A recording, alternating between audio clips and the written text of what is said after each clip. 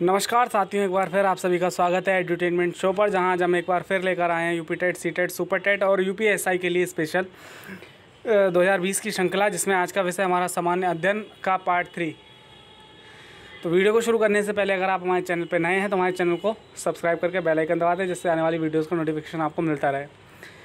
तो देखिए, हम 50-60 प्रश्नों की सीरीज़ लेकर आए हैं, जो कि आपके लिए परीक्षा में बहुत ही ज़्यादा महत्वपूर्ण सिद्ध होने वाली है। और इसमें जो प्रश्न हैं बहुत ही ज़्यादा चुनिंदा हैं और जो विगत वर्षों में पूछे जाते रहे हैं और बहुत ही ज़्यादा महत्वपूर्ण है। तो वीडियो को बहुत अच्छे से ध्यान से देखिएगा, बीच में स्किप ना करें वीडियो को। तो आइए हम वीडियो को शुरू करते हैं। पहला जो हमारा प्रश्न है, निम्न में से सबसे बड़ा ग्रह कौन सा है? तो भाई सौर मंडल में सबसे बड़ा ग्रह जो है आपका बृहस्पति है। ठीक है। अगला प्रश्न हमारा, निम्न में से शहरों में से किस शहर की आबादी सबसे ज़्यादा है? तो बीजिंग शहर की आबादी जो है सबसे ज़्यादा है। पेंगुइन चिड़िया कहाँ पाई जाती है? तो पेंगुइन जो चिड़िया होती है ये अंटार्कटिका में पाई जाती है। अंटार्कटिका जो पूरा बर्फीला प्रदेश है वहाँ पे पाई जाती है।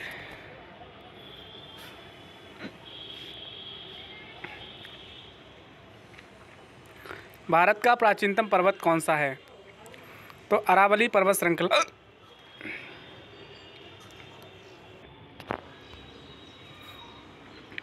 और अगला प्रश्न है, अंग्रेज़ों ने भारत में अपनी प्रथम फैक्ट्री कहाँ स्थापित की थी? तो ज़्यादातर लोग जानते होंगे सूरत में जो है स्थापित की थी। अगला प्रश्न हमारा, संसार का सबसे बड़ा मरुस्थल कौन सा है? तो सबसे बड़ा मरुस्थल जो है आपका सहारा मरुस्थल है। सहारा डेजर्ट जो है सबसे बड़ा मरुस्थल है विश्व का। अगला प्रश्न, विक्रम साराभाई अंतरिक्ष केंद्र निम्न में से किस स्थान पर है? तो विक्रम साराभाई जो आपका अंतरिक्ष केंद्र है वो आपका तिरुवनंतपुरम केरल में है। ठीक। भारत में जनजातियों के निर्धारण का आधार क्या है? सांस्कृतिक विशेषीकरण एवं विभिन्न आवास। देखिए, जो मुख्य आधार है जनजातियों के निर्धारण का वो है सांस्कृतिक विशेषीकरण और उनका आवास, रहन सहन। अगला प्रश्न है, राजस्थान नहर कहाँ से निकलती है? तो राजस्थान नहर जो आपकी सतलज नदी से निकलती है, सतलज से निकलती है। टोडा जनजाति कहाँ निवास करती है? तो टोडा जनजाति जो है आपकी नीलगिरी की पहाड़ियों पर निवास करती है। अगला प्रश्न, गांधी सागर बांध निम्न में से किस का एक भाग है? चंबल परियोजना। देखिए, गांधी सागर बांध जो आपका चंबल परियोजना का एक भाग है। निम्न राष्ट्रमार्गों में से किसकी लंबाई सबसे अधिक है? तो जो कोलकाता हजीरा राजमार्ग है इसकी लंबाई सबसे अधिक है। अगला प्रश्न, सामर झील राजस्थान के किस नगर के सबसे निकटतम है? तो सामर झील जो जयपुर के सबसे निकट स्थित है। अगला प्रश्न हमारा, बोकारो का तापीय बिजली घर कहाँ स्थित है? तो ये आपका स्थित है झारखंड में, बोकारो। यहाँ पे स्टील प्लांट जो है वो भी बहुत ज़्यादा प्रसिद्ध है। अंडमान एवं निकोबार द्वीप समूह पर निम्नलिखित उच्च न्यायालयों में से किसका एक क्षेत्राधिकार है? कोलकाता। देखिए, अंडमान निकोबार जो है कोलकाता के क्षेत्राधिकार में आता है। अगला प्रश्न है, भारत में प्रथम बार रेल कब चली? तो ये 1853 में चली थी, मुंबई से ठाणे के बीच। अगला प्रश्न है, भारत के किस राज्य में नागार्जुन सागर परियोजना? तो ये आंध्र प्रदेश में पड़ता है नागार्जुन सागर परियोजना। भारत में सर्वाधिक गेहूं उत्पादक प्रदेश कौन सा है? तो आपका उत्तर प्रदेश। अजंता और एलोरा गुफाएं किस प्रदेश में स्थित हैं? तो ये महाराष्ट्र में स्थित हैं, अजंता और एलोरा की। ठीक है। अगला प्रश्न हमारा, महात्मा गांधी सेतु कहाँ है? तो महात्मा गांधी सेतु जो है बिहार में स्थित है। अगला प्रश्न हमारा, पंजाब में अमृतसर नगर किसने स्थापित किया था? पंजाब में अमृतसर नगर जो है गुरु रामदास ने स्थापित किया था। भारत की प्रथम रेल लाइन का निर्माण किन दो शहरों के बीच हुआ? मुंबई से ठाणे के बीच। अगला प्रश्न, चीनी उद्योग सबसे अधिक किस राज्य में विकसित हैं? तो उत्तर प्रदेश में सबसे ज़्यादा गन्ना उत्पादन भी होता है और चीनी उत्पादन भी होता है। अगला प्रश्न, निम्न में से किस एक के लिए सतारा प्रसिद्ध है? सतारा जो है ऊष्मा विद्युत संयंत्र स्थित है, इसलिए प्रसिद्ध है। सहरिया जनजाति के लोग कहाँ के निवासी हैं? तो ये मध्य प्रदेश के निवासी हैं सहरिया जनजाति के लोग। नीली क्रांति किससे संबंधित है? तो नीली क्रांति जो मत्स्य उत्पादन से है। पीली क्रांति सरसों से है। ऐसी बहुत सारी क्रांतियाँ हैं। अगला प्रश्न है, भारत का सर्वाधिक नगरीकृत राज्य कौन सा है? तो ये आपका महाराष्ट्र। सबसे ज़्यादा जो अर्बनाइज्ड राज्य है वो आपका महाराष्ट्र है। जनसंख्या 2011 के अनुसार निम्न राज्यों में से किसका जनसंख्या घनत्व अधिकतम है? 11 के अनुसार जो बिहार का जनसंख्या घनत्व सर्वाधिक है। बालियार का द्वीप समूह कहाँ स्थित है? तो ये भूमध्य सागर में स्थित है। निम्न में से कौन सा नगर कर्क रेखा के निकट स्थित है? ये आपका कोलकाता, कोलकाता। अगला प्रश्न, भारत किस खनिज के उत्पादन में आत्मनिर्भर है? तो ग्रेफाइट ग्रेफाइट के उत्पादन में भारत आत्मनिर्भर है। भारत में प्रचुर मात्रा में ग्रेफाइट जो है पाया जाता है। संगमरमर क्या है? संगमरमर कायत्रित चट्टान है। ये चट्टान का एक कायत्रित जो प्रकार है वो होती है संगमरमर। मध्य प्रदेश की सर्वाधिक ऊंची चोटी कौन सी है? तो यह धूपगढ़। जनजातीय लोगों का मुख्य व्यवसाय क्या था? कृषि। देखिए जनजातीय लोगों का कृषि और पशुपालन जो मुख्य व्यवसाय माना जाता है। भारत में ज्वारीय ऊर्जा की सर्वाधिक संभावनाएं कहाँ हैं? भावनगर। देखिए भावनगर जो है गुजरात में है और गुजरात सर्वाधिक तटीय क्षेत्र वाला राज्य है, तो वहाँ पे भावनगर में जो सर्वाधिक ज्वारीय की संभावनाएं पाई जाती हैं। हरित क्रांति से सर्वाधिक उत्पादन निम्न में से किस खाद्यान्न का हुआ? तो देखिए गेहूं का उत्पादन सबसे अधिक जो प्रभाव पड़ा गेहूं पर पड़ा।